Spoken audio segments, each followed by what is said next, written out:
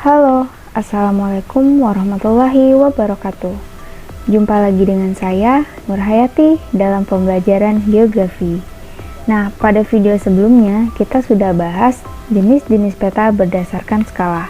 Nah, pada video kali ini kita akan bahas jenis-jenis peta, namun berdasarkan isi atau informasi yang disajikan.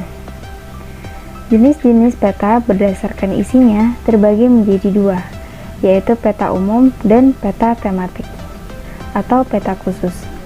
Peta umum menggambarkan segala sesuatu di permukaan bumi, sedangkan peta tematik menggambarkan kenampakan atau fenomena tertentu di permukaan bumi. Peta umum terbagi menjadi dua jenis, yaitu peta korografi dan peta topografi. Peta korografi adalah peta yang menampilkan seluruh atau sebagian permukaan bumi secara umum. Peta korografi biasanya memiliki skala sedang. Nah, contohnya adalah peta yang sering kamu lihat di atlas. Nah, teman-teman bisa lihat informasi yang disajikan masih sangat umum. Contohnya adalah ketinggian suatu daerah, bisa dilihat dari warna hijau dan kuningnya suatu daerah ya. Kemudian bisa juga untuk melihat batas antar provinsi, dan juga kita bisa melihat penamaan dari nama-nama daerah dan juga nama-nama laut maupun samudera. Yang kedua itu adalah peta topografi. Peta topografi adalah peta yang menampilkan relief atau bentuk permukaan bumi. Relief muka bumi digambarkan pada peta dalam bentuk garis-garis yang menghubungkan ketinggian tempat yang sama, yang sering disebut dengan garis kontur. Nah, ini ada dua jenis peta, yaitu yang di belakang adalah peta Pandeglang, yaitu salah satu kelurahan yang ada di Banten.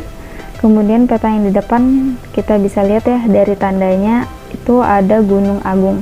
Nah, Gunung Agung ini terletak di Bali. Nah, jadi memang peta topografi ini menampilkan relief dari permukaan bumi, bisa kita lihat dari garis-garis. Nah, setiap garis itu ada angkanya. Misalnya pada puncak Gunung Agung tertulis 2567 mdpl. Nah, itu menandakan ketinggian dari titik puncak Gunung Agung itu sendiri. Kerapatan dan kerenggangan dari peta ini itu menggambarkan tingkat kemiringan lereng. Misalnya ya, pada lereng yang di sini kan terlihat rapat. Nah, ini menandakan bahwa kemiringan lerengnya sangat curam. Sementara untuk garis-garis yang renggang seperti ini, itu menandakan bahwa kemiringan lerengnya kecil atau kita sebut dengan landai. Oke, kita lanjut. Ciri-ciri garis kontur. Nah, pada gambar kita bisa lihat penampakan kontur ya. Ciri-ciri yang pertama adalah semakin rapat jarak antar garis menunjukkan relief yang semakin curam, yang seperti sudah saya jelaskan tadi. Begitupun sebaliknya, jika jarak antara garis jarang, maka relief akan semakin landai. Nah, yang kedua, jika ditemukan garis kontur yang bergerigi, menandakan di daerah tersebut terdapat lembah atau depresi. Titik yang di tengah ini bisa menjadi puncak dan bisa juga sebagai depresi atau lembah.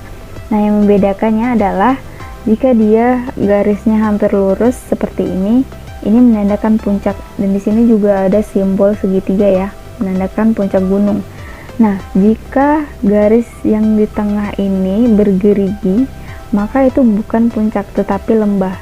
Bisa saja puncak gunung yang sudah terjadi erupsi sehingga terbentuk kawah. Ciri yang ketiga yaitu jika ditemukan garis kontur yang sangat rapat, menandakan terdapat patahan di daerah tersebut. Nah, contoh garis kontur yang sangat rapat yang di daerah sini ya. Nah, penampakan aslinya yang di atas ini. Jika garisnya rapat, itu menandakan bahwa adanya patahan di daerah tersebut. Oke, kita lanjut ke contoh peta tematik. Sebelumnya, peta tematik ini menggambarkan kenampakan fenomena tertentu di permukaan bumi. Jadi, Peta ini memang menyajikan suatu informasi secara khusus, misalnya peta kepadatan penduduk. Dari sini kita bisa lihat ke tingkat kepadatan penduduk dari warnanya. Nah, semakin merah warna suatu daerah, maka semakin padat pula penduduk yang tinggal di daerah tersebut. Contoh yang kedua yaitu peta persebaran tambang. Nah, dari simbol-simbol yang disajikan pada peta, kita bisa lihat persebaran tambang di Indonesia itu bagaimana. Misalnya di daerah Sumatera, kita bisa lihat banyak simbol-simbol dari minyak bumi. Kalau di Jawa random ya, ada minyak bumi, ada emas, bauksit, dan sebagainya. Lanjut, contoh peta tematik yang ketiga yaitu peta persebaran fauna. Di sini ditampilkan jenis-jenis fauna atau hewan yang ada di Indonesia yang terbagi menjadi 3 bagian yang terpisahkan oleh garis Wallace dan garis Weber.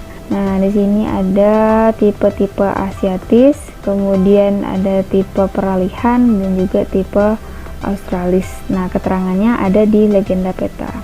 Jadi memang peta tematik ini dia menyajikan suatu informasi secara khusus.